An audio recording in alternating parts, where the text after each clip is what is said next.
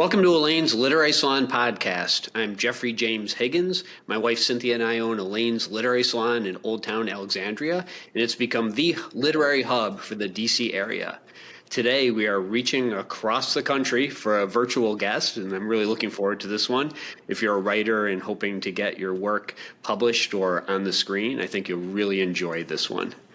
So, as Executive Director of Pipeline Media Group, Matthew Joseph Misetich oversees all divisions, including script, book, and film, as well as the management of Pipeline artists and the Educational Platform Symposium.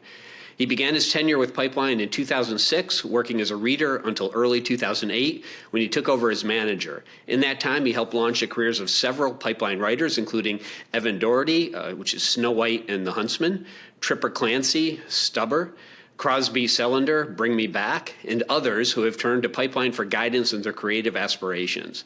It's estimated he's reviewed over 40,000 pitches, screenplays, pilots, books, and short films over the past 2 decades. 40,000, dear God, you should take a nap. No, you know what? I got to update that. I think it's closer to 75,000. You're kidding me, 75,000. I did the estimated count. Not like notes on everyone, but, gone through. That's insane. That is insane. Well, we're going to talk about that. In 2024, he joined the Greenlight Committee of V42 as part of the team reviewing potential film projects. He's based in Los Angeles, writes fiction, and is a partner at independent publisher Fringe Press. Welcome, Matt. Good to have you on the podcast. Yes, it is lovely to be here. And I've got my Fringe Press hat on today. That's really new. Cool. Straight from Etsy. Yeah, you'll see it at future conferences, I'm sure. So we met at BoucherCon, is that right? The writers' conference down in New Orleans? We met, I think we met before that at one of the other BoucherCons, perhaps. They yes. All blend together, don't they?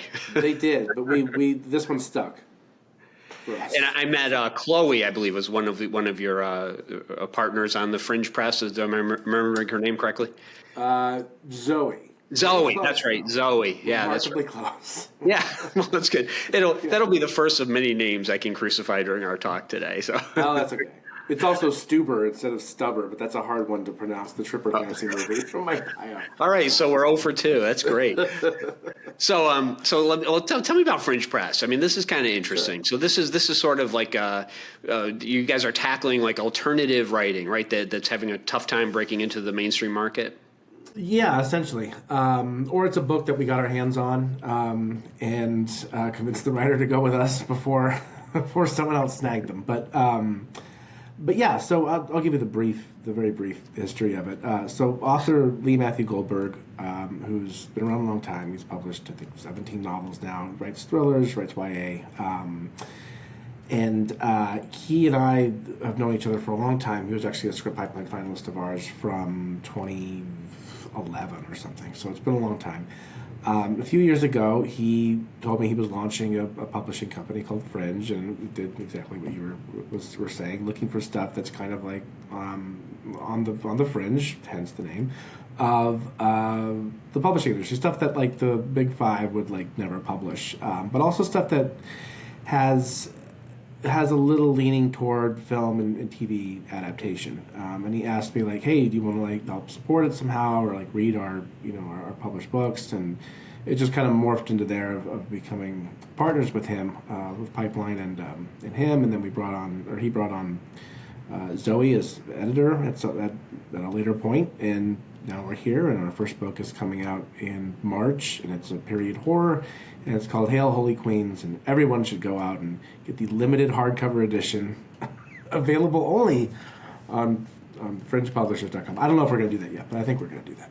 Oh, that's really interesting. So I have so many questions about this, by the way. Sure. And Zoe seemed really sharp. It was fun chatting with her. I believe I met her at BoucherCon too. So you say you're doing a limited edition, but you're only doing it through your website. Is that right? Or I'm finalizing. This is in progress as we speak. I'm still trying to figure out the best way to roll it out, and I think sell the rest of the team on this idea, because I have I can turn my camera around. You can see my wall of baseball cards, like in the cases and the rows and stuff. But I come from a more collectible mindset, collecting comics and baseball cards and stuff. So I wanted to come out with like, do this like A24 style. A24, the movie studio, who does these, hardcover editions of the scripts and like these, collectible type of things, sign posters and things. And I wanted to do just like a 50 or 100 copy nice hardcover print run. We have our cover design now. It looks really great. Sign it and hand number it and just sell them on the site and see how that goes. But mainly to establish this as sort of like a small press that's a little bit more premium, I guess, optics wise. I don't want to. I want to present us as something that, hey, we want to find quality stuff that's really cool and that feels like, truly indie in a sense. So that kind of aligned with it. That's a longer explanation of the hardcover process than you asked for, but that is my thinking anyway. For it. No, it's really interesting, and I love that you're sharing that too at this early stage when you haven't even quite landed on it. But it's fun. It's fun to hear the process. Yeah, I think you're really hitting on something, especially right now with the limited copies. And I know especially younger readers, they've been really gravitating towards books with like nice covers and texture to them and beautiful covers and something different that they can like an object they can actually hold in their hands, because they spend all day on the phone and in this digital world. And while that's great and we all consume content like that, books are beautiful, and it's nice actually having something that you can hold on to. And I think you hit on something else that I strongly believe in. I think this next generation is going a little bit more low tech. They want to kind of get off their phones. They want to get off the tablets, and they're listening to records again. They're buying hardcover books. Remember when you thought the hardcover or the actual physical book industry would be dead by now, and it's not at all, right? So yeah, I'm just kind of trying to lean into that a little bit. What's interesting is, even if people are going for that, and I love that you're doing the, like numbered copies, and you're giving something extra, right, to dive in. But I wonder how just having it on your website is going to work, because like 70 to 80% of all book sales are on Amazon right now, and a big part of it's discoverability when you've got like 3 million books a year coming out. I wonder not having it available there, if that's going to hurt. Yeah, my thinking is part of the reason that Pipeline meshed so well with what Lee was doing with Fringe is that we already have a big built-in audience. So my hope is that you target that audience first, who it kind of looks at Pipeline and sort of expects a more. I won't get into the whole history of our Pipeline mugs. I won't even explain what those are, but they're basically, it is what the two words mean. They're sort of these Pipeline mugs that we would give away during the pandemic on back when it was Twitter, and they were the most popular thing. It would just be, I would have like a little, quote, or not a quote, but a tagline or something on the side, and our logo on the other side, and people love them. So I'm banking on our audience sort of snagging a hardcover edition first, and maybe they just live on the site for a while and they just sort of sit there. Or we use them as giveaways, as promotions. See, now we have to do it. With Lee and Zoe, if you're listening, we've already discussed it in the public forum, so now we have to do the hardcover signed edition. So is the idea like you maybe do this for a period of time and then you go broader with your distribution as a way to have exclusivity? Yeah, this is just like in the early stages we'll have another option. And Amazon is going to be available, in the regular, print on demand version or whatever we're doing. But an actual, like a regular, non-signed, just a hardcover thing on Amazon, I don't know if we're going the hardcover route or what yet. Still early stages. This is giving your audience a peek into the mindset of a person at a publishing company who is not the primary source of information for what the strategy is. That is Lee and Zoe's department. But yeah, and I mean, he's got a ton of experience, right? But also nobody really knows the answers to this stuff. Sometimes things work, sometimes they don't. If people knew how to do this exactly, then it would work every time, and it doesn't for anybody, Big Five or any publisher. And I'm trying to instill my opinions on this whole process just as like a fan and a reader, and like what I would want as a consumer rather than a publisher and editor who's been in the publishing industry for 20 plus years like they have. So trying to do something different with Fringe. Well, I love the idea of Fringe, and I'm definitely going to be a customer. I'm going to buy that first book. I want to get one of those numbered copies. I'll gift you a copy. Well, even better. Yeah. I like. I'll definitely do that. I'm curious, because publishing is a brutal business, right? I think this year there's been like 4 or 5 or maybe 6 publishers that have gone out of business. I know tons of authors who've had like mid-sized presses that have tanked. So I mean, it's a hard place to go in, and you have that built-in audience. But you're not just going in as like another publisher. You're going in saying we're going to do something that like mainstream publishing avoids, right? So what are the challenges in that? Like, I love getting something new and unique and a different, like, I love that, and I will definitely support that. But does that cause a challenge in the market where you're getting something that people like? How do you make people want something they don't know they want? Yes, well, I guess there's 2 questions secretly embedded in there, and I'll try and answer them both. But the challenge, I think, is it's time and money. And that's all there is. It's just the manpower to do what we want to do. We want to be a lot more hands-on with our marketing, with our promotion of our authors, with all of that, which, not to knock any of the smaller publishers, not to knock any of the bigger publishers for that matter, but not a lot of effort is put into the marketing side of things. They just kind of publish your book and let it sort of go off into the wind, and it does how it does, and you're sort of responsible for it yourself, right? I mean, that's how typically most publishers work. And I get it, because they don't have the infrastructure in place to handle it. So, if we're here and, our first book is coming out in March, we're only planning on publishing maybe 2 a year to start, 2 or 3 a year, and not, 150. So that's going to give us the opportunity, while we ramp up anyway, because we all have, Zoe's an editor, freelance editor, and she has a full-time job as a copy editor, copywriter. Lee, of course, is a full-time author at this point. So we want to be methodical about it, but we also want to give as much attention to the books that we're publishing as possible. So there's going to be challenges there, just as far as time and as far as bandwidth. To your other question on how we stand out, right? Mm-hmm. I don't know.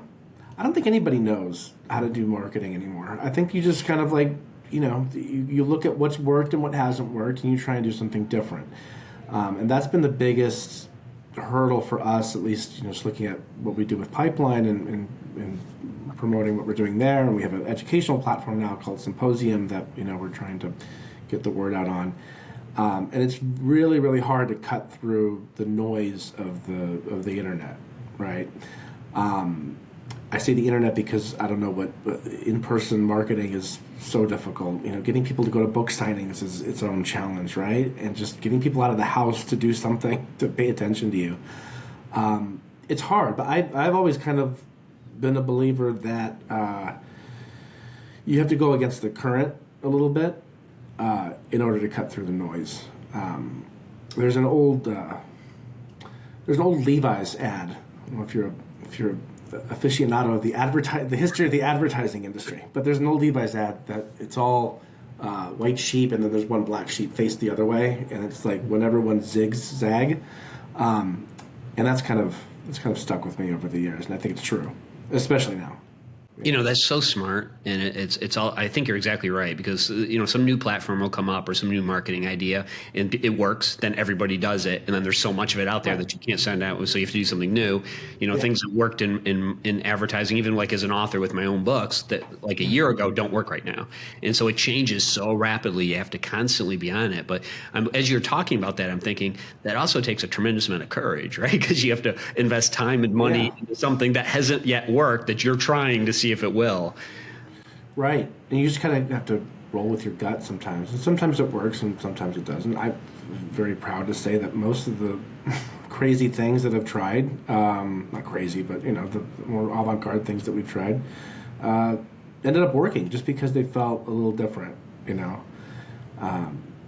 don't think, this is a whole other episode about advertising and marketing, but I don't think companies trust their audience as much as they should anymore. Interesting. I look at the film industry too, and I don't think they trust that their audience is going to get it. I think everything has been kind of dumbed down a little too much, which maybe I'm wrong. Maybe it should be. So what is it that you've tried that's been something that's like maybe one example of something that was very different that worked? Yeah, well, what, we've rejected the whole I don't even know how to like which genre of advertising and marketing you would call it, but just like this sort of basic, very easy, what everyone's been doing kind of like approach to marketing, where you're appealing to the lowest common denominator. So, for example, with Pipeline, we've gone with like a more, just in terms of the aesthetic, a more minimalist look, a little bit more classy look, just in the look and feel. So that's one way. Coming up with actual advertising campaigns that feel like an organic advertising campaign that understands your audience, rather than saying, break into Hollywood now, or find a lit agent, 10 easy steps to find like these sort of cheap SEO sort of world. And I really do think it was born from that whole, the SEO sort of thing once the internet came across, right? And everyone just sort of fell into that zone, and it's just lazy marketing. So it's like, what can you do that, is more transparent, for one, and that also tells your audience that, hey, we're on the same page. We're not trying to market to you. We're just, here's what it is, either you want it or you don't, Again, I don't know if that works, but that's what we're doing. No, I love that. I mean, I think you got to try something, and I mean, people like authors are always angry at their agents, and then agents are angry at the publishers. But if you actually look at what people are doing, all those jobs are kind of impossible. Like if you're agenting a book, if you're publishing a book, it's so difficult to get success in it. So I really get it, and I think it's so cool that you're trying new things, because you can break out and you can actually change the industry. You can disrupt. Yeah, and look, if I'm a lit agent at a big company, or if I'm, sort of a middle management person at somewhere, you don't have the luxury of taking chances. You got to play it safe, because it's a very unpredictable economy, and it has been for, I would argue, for almost 20 years now, right? It's just I understand why people play it safe. I don't know. I've never had that mentality. I think you just have to be honest and try new things. Those will be the top two things. Here's a little fun side fact, if you'd like to hear it. I poured myself some cold brew earlier before we got this call, and I realized that it's concentrate, so I had to water it down. So I've just been drinking straight cold brew the whole time. I might die on this particular podcast, Jeff, and I apologize in advance. Well, I like you, and it would be a huge loss to the literary world, but it would be great for SEO, since you mentioned it. Really would. I'm just trying to make it spicier. I'm like, why is this so strong? I'm like, oh God, I think I just had 500 milligrams of caffeine. Wow, you just added a ticking clock to our whole conversation here. Well, you gotta have stakes. If you're listening, please stay tuned. We'll see what happens. if you haven't seen us on the news. All right, so let me just ask you, because I have so many writers that listen to this, and so Fringe Press, you're looking for something that's different. What is it that's different? Like, what is it that the mainstream publishing isn't touching, and why aren't they touching it, and why do you want to touch it? Well, I'm not going to speak to every genre out there, because I'm not fluent in every genre, honestly. From what I see, it's honestly, there's so many parallels between this and the approach I think companies have taken to marketing. It's a lot of playing it safe sort of concepts, just stuff that we've seen before. It's like you said, once one thing is popular, everyone comes in and like, oh, I'm going to write the next Stranger Things, and it's exactly like Stranger Things. It's like, that's not how you get ahead, right? You have to kind of roll the dice and do something that might not feel traditionally marketable, but that hits. I've always talked about the Goldilocks zone between something that's super commercial and something that's super experimental. And the really great projects, books, films, TV shows, whatever, they all kind of fit in that zone, right? At the end of the day. It doesn't have to be something mind-blowingly original, but it just has to be a little bit different. Stories that feel personal, I think, are going to end up resonating the most. I know that your books, obviously they're based on your own real life experiences, and drawing from that, I think, is important. But when it comes to coming up with good, fresh concepts, I just think authors and writers across the board need to have that same mentality of when everyone's zigging, you zag, right?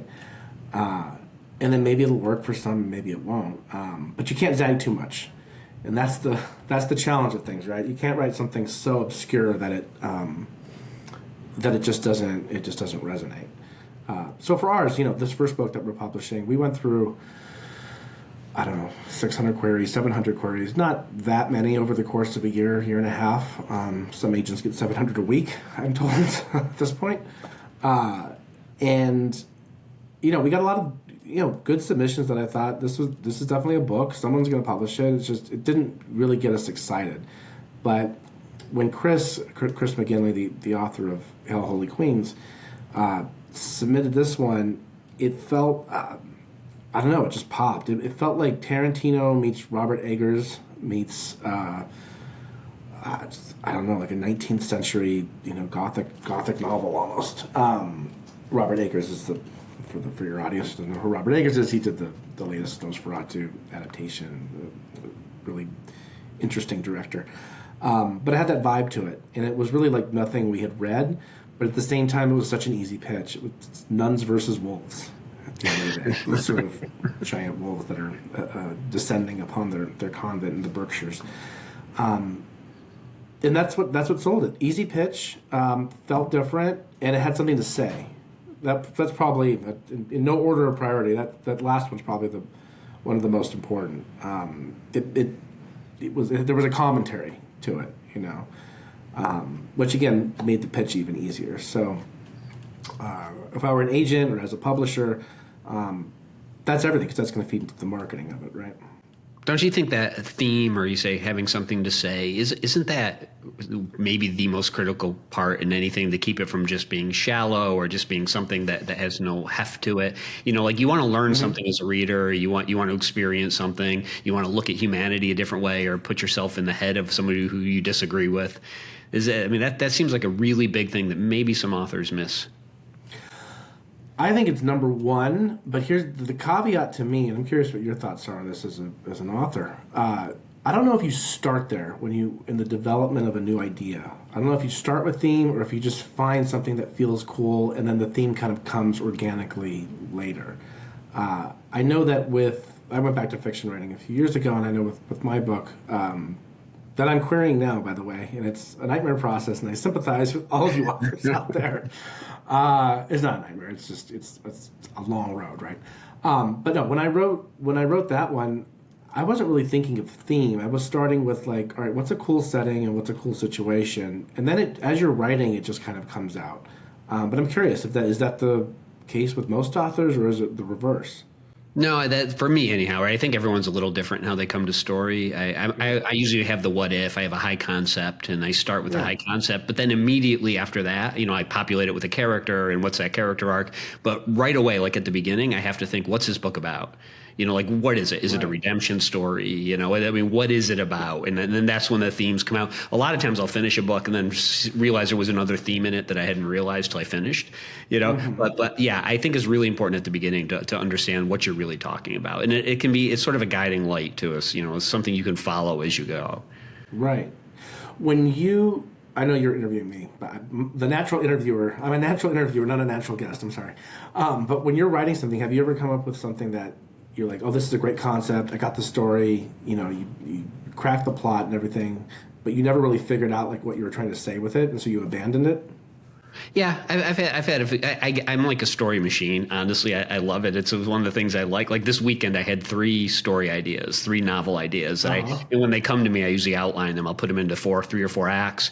I'll think of the character. I'll have the ending. And I did the 3 of them just this weekend. So I have I have probably 300 ideas like that I'm trying to get to, but I won't live long enough. So right. Yes. That does happen where I'm like, okay, this is like, that's a really cool what if type of thing, or sometimes it's a character first, like this would be such a cool setting, and then and then how this character would change, and then but I'm like, okay, it's just not quite there yet, it needs more work. So it's not that I abandoned it, it's just that other things jump to the forefront. Right.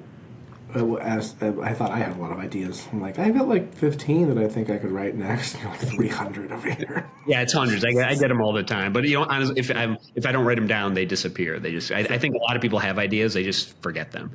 Yeah, they do. quickly. That's why you have to write them down. That's it's a big tip for any writer listening to this.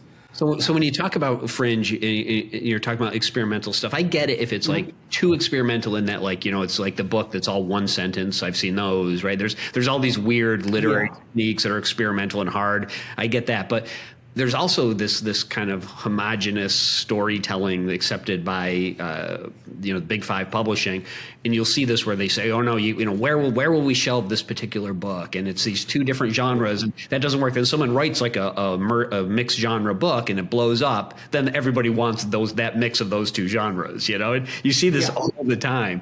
So I think I'm so excited. I'll be a big supporter of this. I'm anxious to see how it goes. Yeah, I don't like the whole, and I get it. I'm practical, and I'm from business minded about what when it comes to where is this book going to live on the shelf? And it's like, well, if it's really good and you don't know where it lives, just build another shelf. Like, it's not that hard, right? Oh, I love there's plenty of room. I love it. Build a shelf. Yeah. You're not creating new genres necessarily. Everything's going to be kind of a blend of something else. But 30 years ago, where was romantasy at? Was romantasy even a formal term? I mean, there was romantasy books out there, but I don't know if it was a formal term. Maybe it was. I'm sorry if my history of publishing isn't quite as polished as my history of advertising. But now that's a thing, right? They'll just invent new shit. Like they're trying to give the impression that writers need to box themselves in when the stuff that they want is outside the box. So there's kind of a disconnect there, I think, and no wonder so many authors are confused about like what to write and who's looking for what and this and that. I think if it's you're writing in a more down the middle genre, I think typically, right? Although maybe one of your other 300 ideas are something outside of that, sort of political thriller romantasy. Ooh, hey, there you go. But for the most part, I think a good story is a good story, and it's going to live where it's going to live. So. Yeah, no, I agree. I totally agree. So we have lots of authors that come here. I recently had Adam Meyer gave a talk at our literary salon about getting books into film, and so you're with your Pipeline Media. You're doing all kinds of really interesting things. So I'd like to chat about some of that. Tell us about like the script pipeline. This is for screen and big screen and TV writers, correct? It's for screenwriters and TV writers, yeah. And what is it you're looking to do, and what are you looking for? Tell us a little bit about that. So Script Pipeline, Script, Book, and Film, they're all mostly competition-based platforms. So for our finalists and winners every year, we're very hands-on with our development process and our circulation process. It's really kind of become, in recent years, more about being hands-on with development and getting their scripts, ready for circulation, making those connections, but really making it a long-term sort of, almost a mentoring sort of process with those writers, as our bandwidth will allow anyway. But we've been able to kind of keep in touch with pretty much all of them. Whoever wants to come back and, have more material reviewed, or, can be as hands-on as they want. But that's been, that's been very successful over the years. The film and TV industry, I won't bore you with the details, but it's been, kind of in a tumultuous state at the moment, especially for TV. But for film, everyone wants a great new spec. I think the problem in film and TV has been there's no roadmap like there is in publishing, where you write a query and you polish your query and you send your query to lit agents, and the lit agent signs you, and there's a map there, right? In screenwriting, it's kind of all over the place. A lot of companies aren't open to queries and so on and so forth. So, trying to make those connections, again, for our finalists and winners is going to be even more important, I think, as we move forward. So that's the layout for Script Pipeline. Book Pipeline, to jump ahead to your inevitable question about Book Pipeline, I'm sure. I've also had, a cup of cold brew concentrate. So if I'm babbling on, please stop. If you start sweating, I'm dialing 911. Yes, you have to call the local hospital. for Book Pipeline, it's the same sort of process. We're actually just announcing our unpublished competition winners this Friday. I was judging more entries, the final entries here before I got on the Zoom. I read one again. It's my third time reading the sample and the synopsis because I love it so much, and I think that'll be my winner pick. So this is kind of a sort of like our Christmas where we get to like tell people that we love them and they're good. So that's coming Friday. For our adaptation contest, we look for published novels, published nonfiction, published comics, and published and unpublished short stories for film and TV adaptation. Just announced the winner for that one yesterday. So that'll be great. We'll talk to the writer tomorrow who won. Her name's Becca Day. She wrote The Woman in the Cabin. It's a thriller. Came out fairly recently and did very well, and very twisty sort of thriller that we felt had the most film potential out of the other 1,200 entries. So we'll see what we can get going with that one. But yeah, that's kind of the process for both those platforms. And film is helping filmmakers finance their shorts, develop their stuff. So when you tell people they've won, do you do that via email? Do you call them? How does that go? Winners get a call, typically. In Becca's case for adaptation yesterday, she's in the UK, and I was kind of under the gun to announce it, so I didn't have time to figure out the time difference and give her, reach her. So she was an email. But all the winners, yeah, if you're getting a call from Pipeline, you've probably won. Or you're in huge trouble over something. I don't know, but how much fun is that to tell somebody they've won? Because these are tough businesses. I was totaling up. Speaking of how many scripts I've read, I was thinking about it yesterday on how many winner calls I've made between script, book, and film over the years, and it's probably over 300. I guess. I mean, there's been a lot. Most of them are legitimately excited. Sometimes you get a deadpan response like, "Oh, that's really cool." I'm like, oh, all right, I'm fine. Yes. Or they're too nervous, or that getting a call to say you've won something and that we're going to send you money. Yeah. is kind of a nerve-wracking call, I'm sure, in its own right. Well, it's like you get everyone gets approached by all these scammers all the time. My first 10 emails every morning are people inviting me to book clubs that are all scams, and it's so hard because you have to look at them because you never know when they're real. Because I do get invited to real book clubs and I do speak to book clubs, so you got to go to each one. Scammy book club invites? Oh yeah, this is huge right now. So we're in December 2025, and this is for the last 2 or 3 months. It's just been getting worse and worse and worse.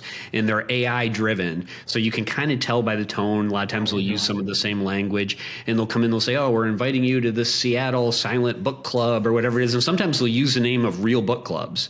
So even if you look up the club, you say, "Oh, it's a real club." And as authors get invited. I get invited all the time to book clubs. So you have to look, but they're looking to engage with you, and then they'll down the road there's money, down the road there's some kind of commitment, right? They're looking to engage, but they're all scams. And this has become a really big thing. There's been a lot of posts and forums on Authors Guild and various places about this, but I no kidding, I get 10 of these a day.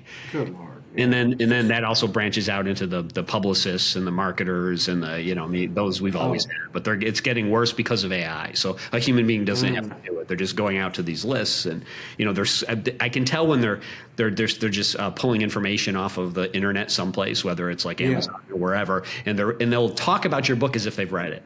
So they'll oh, this is great, and based on your background, and and they'll give you all this insight stuff, but it doesn't take long. Once you get about 100 of these, you can pick them out pretty quickly. When with AI, now that they can scan your book immediately and just tell you oh, I love what you did with Tristan, the romantic lead, or whatever. What a nightmare. I got fooled on that note real quick. The PR people email us for How the Arts Were Won, or one of our Pipeline podcasts, almost daily. And in the beginning, I'm like, oh, they're reaching out to us because we're popular now. It's like, no, you're not popular. And I've learned to ignore them. But I think everyone's fallen for it at some point, and if you're being diligent and you're trying to be responsive to readers and be you have to, eventually you're gonna get fooled because it's indistinguishable at the beginning. It's really hard to figure this out. Yeah, I'm only if we've met you at a conference, then I'm like, you're probably real, so we'll have you on. So far, but I mean they'll be able to mimic people. They can do it now with voice too, right? Voice and video. And that's it's getting harder and harder to discern whether you're talking to an AI or not. At our literary salon, we get calls here all the time, and I used to be able to tell right away. Now it's much harder. You can and then I'll realize I'm talking to an AI. I've put into doubt this entire conversation. I don't know. There's a weird backlight behind you. I don't know if that means it's yes. Yeah, I'm gonna transform into a robot or something now, right? I gotcha. Right. So you mentioned that the movie industry is sort of tumultuous right now, or TV. I have a lot of friends that are script writers, and like, you know, there's more outlets than there's ever been before for you to get stuff out. But I've also heard from a lot of writers that the work is really dried up, and they're going to smaller and smaller pools of writers. Is that true? And tell us, like, what has changed and why? For TV, it's true. For TV, it went from 600 plus scripted shows to now it's like 300 plus, so they say. It feels like there's less than even that. I'm talking about U.S. English language shows. So when it cuts in half, and the writers' rooms are restructured in such a way where there's lower level writers and there's mid level writers, upper level writers. No one's really hiring lower level writers. So then, well, how do you crack into the industry? You can't jump to the upper level and all of a sudden be a showrunner. So that whole pipeline and that proving ground, or not proving ground, but that whole process of education, I guess, is sort of gone. So I don't know how you rise the ranks when you've cut out the lobby of the building, right? So that's true. It is slimming down in TV. I still think there's going to be more opportunities. Manager friends will tell me I'm crazy when I say this, but there's going to be more opportunities for new unproduced writers if they have something that's truly spectacular, like a TV show pitch, to possibly sell a show. So maybe that becomes the goal instead of like trying to get staffed, which is good news for, not to be ageist, but this is just how it is in the industry. The older writers, the writing for TV was never really like something you could crack into in your 50s and your 60s, right? It would be like the person in their 20s, and they would do that for 5 years, and they would be a mid-level writer for 5 years, and they would kind of grow with that.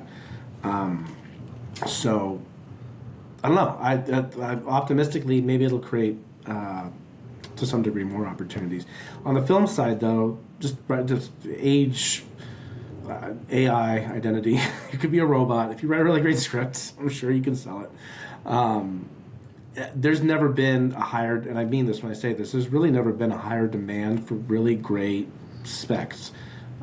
Spec meaning, if you're the author crowd that is listening to this doesn't know what a spec script is, it's something that you write on spec and send out to managers, production companies. Huge demand for genre stuff, good action stuff, horror, thriller, anything that feels big and high concept, but is still, again, in that sort of Goldilocks zone in terms of concepts. That has a chance. Again, never seen a bigger demand for it, but then everyone's still very picky. So, good luck. That is my rambling advice. Clears it right up. Thank you so much. Yeah. So one of the questions I hear a lot from people is they want to know, like, especially from like authors who haven't written scripts before, they haven't sold anything, and they haven't anything produced. They want to know what they can make from these things. And I'm sure it's different for on demand or television or movies, and there's probably a huge spectrum within that. But just roughly, like if you're selling a spec script or you're not doing there's various. There's probably 3 versions of scripts that go out before production. Is that correct? 3 versions of scripts that go out. There's a spec script, and here's your idea, here's the thing, and then before the actual shooting script is different, right? With camera direction and things. There's multiple versions, right? Yeah, all that really does vary. But as far as how much you can make, monetarily, right? Yeah. Not in terms of like good vibes. Yeah, people are just curious. Like, if I put this effort into this and I have like a movie goes to the big screen, what as the writer could I get? Oh, you're not quitting your job. It's just like publishing a book. You're not going to be quitting your day job, I don't think. This is the arts, and I think people have to be realistic about how things actually happen. Now, have we had writers who have never produced anything before, were never repped before, sell a spec for $2 million, for $3 million? Yes. it happened in 2020, and it happened with Snow in the Huntsman, who you mentioned before, and the bio with Evan Daugherty. And then Crosby Selander sold Bring Me Back in 2020 for a little over $2 million. And he actually got paid right away for it, which is a miracle in itself. And I know this because he moved to Los Angeles and bought a house. And I'm pretty sure that was the first tell that this actually was a real deal. That's very rare, right? Those two I just mentioned, those were two of the biggest spec sales from a previously unproduced writer in like the history of Hollywood. Wow. I'm very proud to say they came through us. But it depends on where the script is going. If it's, we just published an article today on Pipeline Artists from a writer, Kim Hornsby, who writes a lot of like Hallmark type movies. Those are smaller. You're getting, I don't know how much you're getting for those, $5,000, $10,000 maybe. Not much, right? But those movies are getting made because they're low budget and they churn them out. And there's a demand for that, for that market. It's a much bigger market than I think most people realize. So there's that level of writers, and that's totally fine. There's, if you sell a spec to a studio, right? And it's, it gets a manager and it gets packaged. It could sell for low six figures, mid six figures. A few specs this year sold for in the millions. It's just wildly varies, but it really does depend on the type of film you're writing. If you're writing a small indie, low concept drama, that's not going to sell for $3 million, most likely, right? A year ago, or was it 2 years ago now, there was that script After the Hunt. The movie just came out, Julia Roberts. That was a spec script that sold, I think, high six figures or the seven figures. But, if you're a writer and you're repped, let's say you do sell a spec for $1 million, right? Well, your manager's going to get 10%. If you have an agent in that deal, they're going to get 10%. Attorney's going to get 5%, right? So that's 25% gone. Then you got to pay taxes on it. All of a sudden, you can live off that for a year, 2 years, depending on the final price. But this idea that this is a much longer answer to your question, but hopefully it was informative. This idea that you're going to sell a script and then all of a sudden become a millionaire is false, right?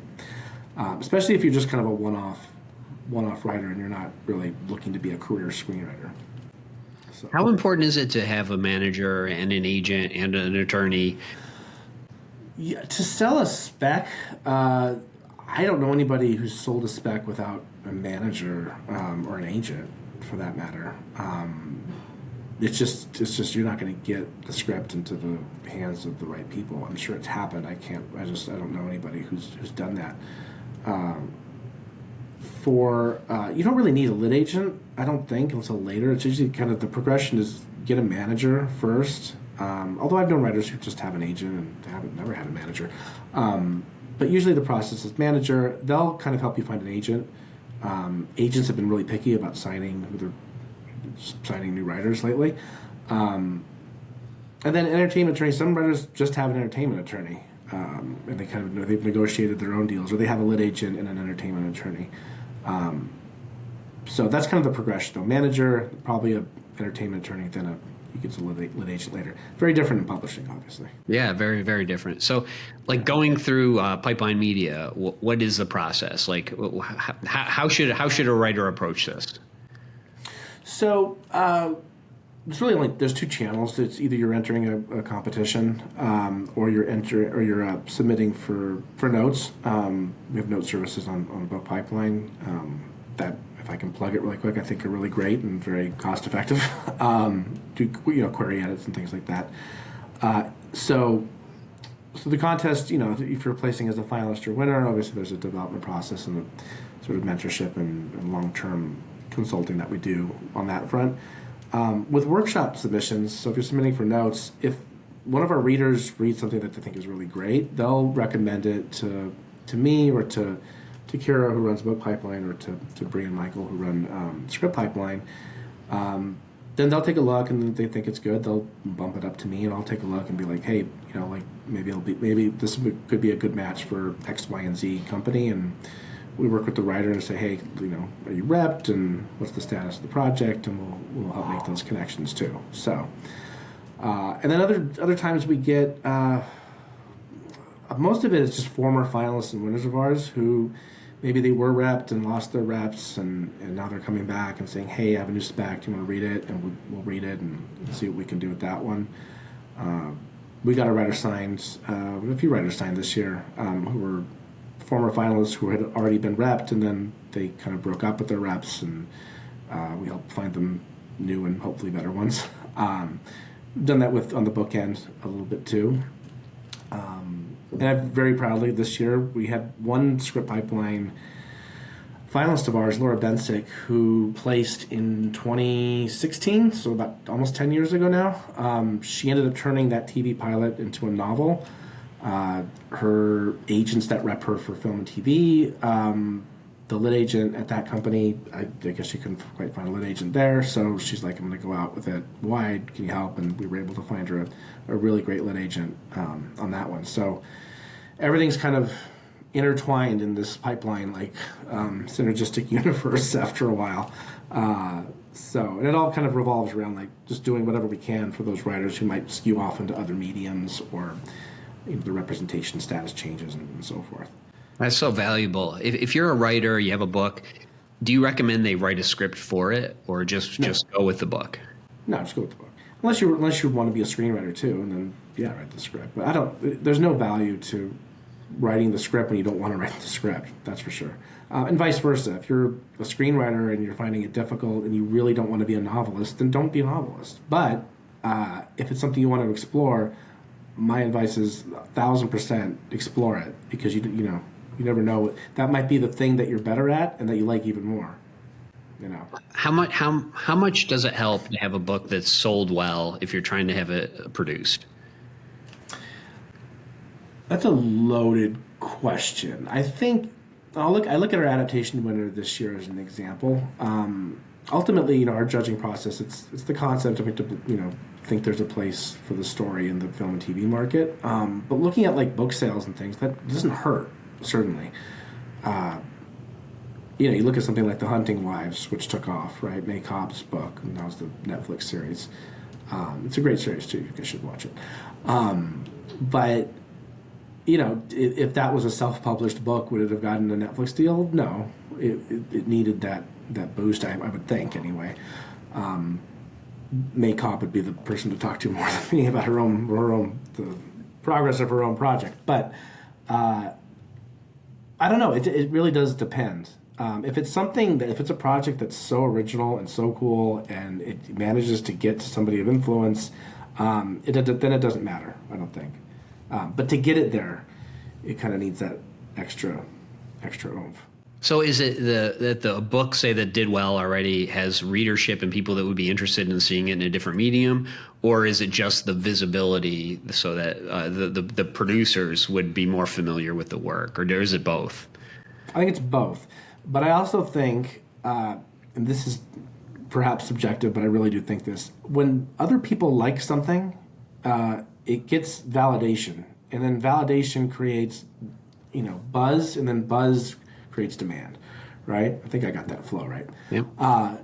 It's the same thing when you send out a script, and it's like, oh, if you find out that Blumhouse loves it, and Universal wants it, and Jordan Peele wants it, all of a sudden you're more likely to like it. Yeah. It's just human nature, right?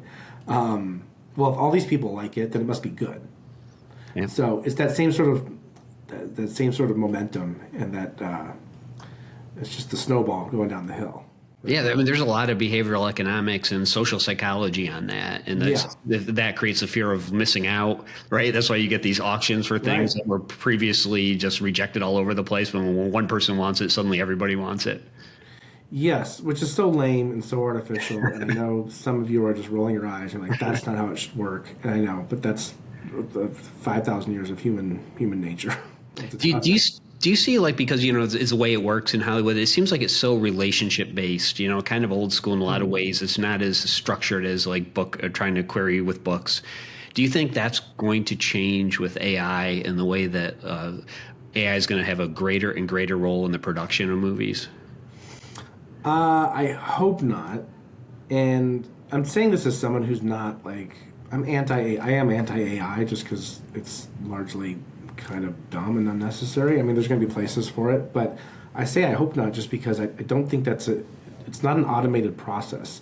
Nor do I think like reviewing resumes is an automated process. A lot of companies, big companies, are using AI now to go through resumes, right? So I'm told. Because the judging art, because that's what this is, not to get too like artsy with everybody, but like judging art is so dependent on human perception and not like a formula to me. Can you use AI to go through books that are like completely like horribly formatted and stuff? I suppose, but what if it misses something? The risk to me is always like, what if I miss something? When we're judging or what have you, and we put so many little parachutes in place to make sure that we don't miss anything with potential. We still are probably like something that might be good but not ready yet, and whatever. But I just don't think AI can replicate that. So I hope not, but it might. Is my answer. Well, no, I think you're right, because it's in the end, it's the emotion that you're trying to evoke in a viewer or a reader, and AI doesn't have emotion. Right. So that's something it can look for triggers and keywords and things. And when you talk about resumes, it's funny because a lot of companies are using this to vet resumes, but then people have figured out, well, they're looking for things that match what their criteria is. So I'll just use all the words in their job ad in my resume and to get selected. So it almost turns into what you're talking about earlier with the big five, looking for things that have worked in the past. Everything suddenly starts to sound the same. And now we're in SEO hell again, where it's just all about keywords. I love it. Dystopian nightmare. It's the lamest dystopian movie you can ever imagine. So this is a good chance for where we're getting close here, but just for our readers, you vet this. You've read or viewed 75,000 works. What is it in pitching that works, and what doesn't work? To give our viewers some sense of what it is in a pitch for a movie and or a book that grabs your attention. Like how should they be writing these? Okay, so I have an answer to this, but it's going to feel a little bit ambiguous, but I'm going to give it anyway. There has to be something in the pitch that makes me go, oh, like that makes you kind of like have that visceral reaction of like you almost kind of laugh to yourself because it's like it's something that's clever or unexpected, and it seems really hard to do, and it is hard to do, but it's not impossible, right? I can't pitch the stuff that we've read this week yet anyway for Book Pipeline, but there were a few where I'm like, oh, it's a romantic comedy, but it's not a romantic comedy because there's this little tiny twist in it. And I will tell you the one through line seed in all of these pitches that make me have that reaction is you can see the conflict without even knowing the plot, if that makes sense. Maybe there's a better way you can explain that as an author, Jeff. But like, you know what I'm saying? Like, like you see the conflict within the setup and the way it's pitched. We don't even need to know like the rest of the story. It's like we can see it going on all these different tangents. And that formula is, I don't think it's that difficult to kind of capture. But what's difficult is making it original enough to stand out. And I don't have the magic solution for that, but it is that something in the pitch that makes us see what the stakes are, what the conflict is, just in a sentence. So I guess almost the flip side of that would be, because you're right, your readers, agents, everybody's looking for something new and different. But I always feel like it's this artificial environment with like, I talk to a lot of agents about this, where they just see sometimes 100 pitches a day, right? So they see so much, like, oh, I've heard this before. But just because they've heard it before because they're getting all these pitches, the average reader's not getting all these pitches, or the average movie watcher's not getting all these pitches. Right. So how much of that is real and how much of that is just because a lot of people are, there's only 27 storylines in human history or something? Yeah, well, related to that, it's hard when you're an industry person. I'm always careful, like, to kind of take a step back and say, okay, this might feel like a generic story we've seen before, but maybe the writing elevates it. Maybe you kind of get into this zone where your blinders start narrowing, and it's really good to take a step back and really look at it for what it is. But I'm not saying industry don't do that, but I'm sorry, I'm straight from your original question. Yeah, no, it was just basically because you're in the industry and you're seeing all these pitches, you have an idea of something you've seen so often, but not the reader or viewer necessarily hasn't seen that. So it sounds familiar to you, but maybe there's been one movie made like that, or a handful of books like that. Right. And I think that's okay. I think if something's been kind of done before, as long as it hasn't been recent, that's okay. As long as yours has enough of a twist to where it can be presented and marketed differently. Look, I can give you two quick examples too, as far as like pitches that I think are really good. And in fact, I'll use the French Press book as one of them. Why not? So it was presented to us. It was this woman is in an abusive relationship with her husband, who thinks that she has gone crazy because she likes to write. 19th century. It's hitting a little close to home here. Yeah, it is. So he's like, you're going to go live with the nuns for a while and like figure your shit out. I'm paraphrasing, obviously. This is not exactly. So she goes to this convent in the middle of nowhere in the Berkshires in western Massachusetts, and she finds out that the nuns are organizing a hunting party to go after this beast that lives in the woods called the gulo that is attacking their convent, right? And they organize a hunting party. They go after the wolf. They kill it. Find out there's more of them out there. They go back to their convent. And this mysterious nun shows up from France, and she's like, "This has happened before. These are beasts that hunt holy people, and I'm gonna teach you the ways of hunting the wolf." And from there on, it's nuns versus wolves, and it's the coolest thing, right? And I'm like, this is an easy pitch. The backdrop is something I really haven't seen before, but it still feels a little familiar to where it's not like, completely outlandish. It's monsters fighting X, right? But the whole thing felt very feminist horror to me. It felt very much like a commentary on attacks on faith and safe spaces and that sort of thing. And there was just a lot to pick apart. But the way he pitched it, I forget what the original one paragraph pitch was, but I'm like, okay, I get it. It's about religion. It's about the safety of women. It's about group dynamics. It's about this and that. But it's also like people's jaws getting torn apart by monstrous wolves. And I just found that cool. Yeah, it sounds really cool. It sounds great. How important is like the tagline when you're pitching as a writer? Or the log line or the tagline or the this meets that or whatever to help get your idea across.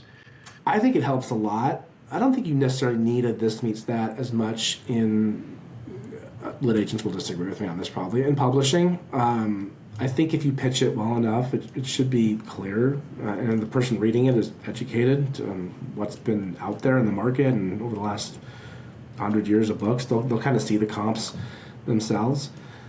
But and again, in screenwriting, the logline is kind of everything as a new writer. I've seen industry professionals, older industry professionals who kind of came up in the 90s and even before that say the logline doesn't matter. I've never had to write a logline. I'm like, I don't know what you're talking about. Everyone needs a logline, so don't let them sway you. But yeah, something simple like that. My other example, by the way, was going to be Weapons. If you've seen Weapons, that one's the movie that came out this year. I won't spoil it, but like the basic pitch is these 20 children from the same classroom in this small town disappear, except for one kid, and they have to figure out where they went. That's it.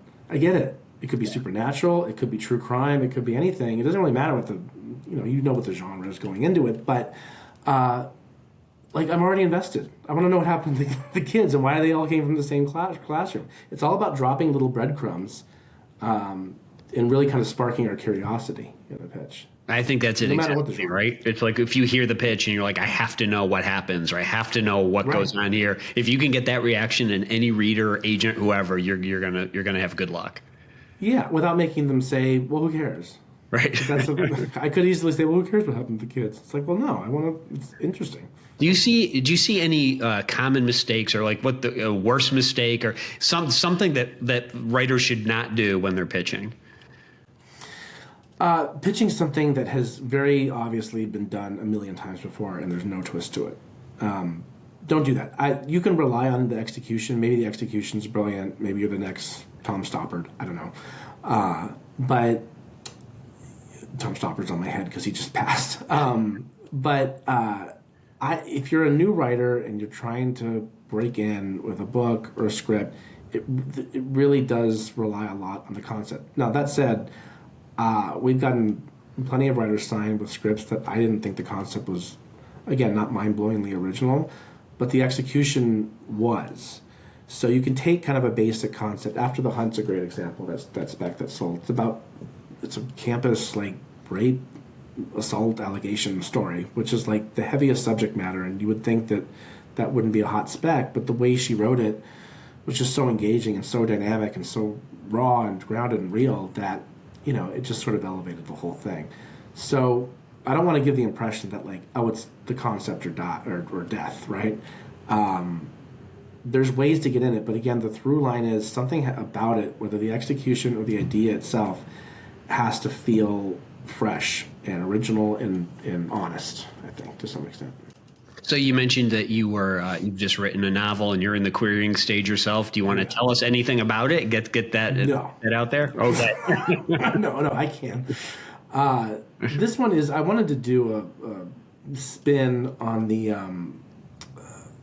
coming of age story. I don't really like coming of age stories because a lot of them tend to be like, oh, this teenager loves this teenager, and then they can't be together because of it's just all very we've seen it. Romeo and Juliet, right? Yeah, it peaked at Romeo. Shakespeare did it. It was 600 years ago.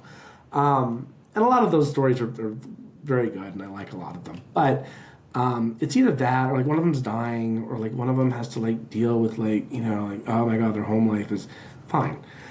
That's all good. That's all part of the coming of age. I wanted to write something that had no romantic element, and it was more about friendship and how we connect with other people and our peers, right? So it's set in a near future New York where there's this law that's been in place for a number of years where if you're under the age of 18, you can't go out in public unless you have a parent or a certified chaperone with you.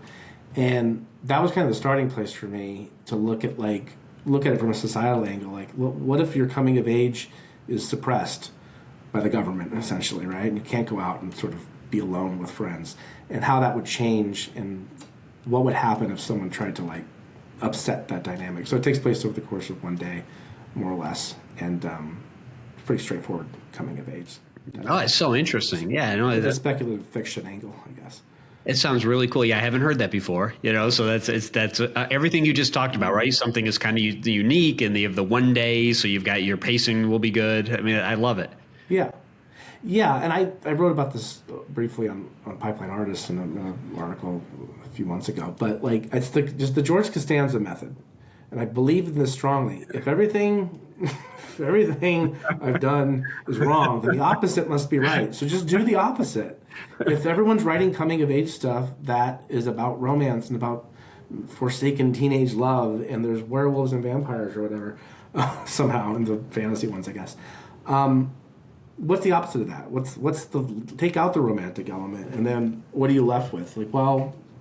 What's more universal than that even? And it's friendship and connection, needing to form those bonds between other people is more important than I think love, because teenage love really doesn't exist. I'm sorry, that's controversial.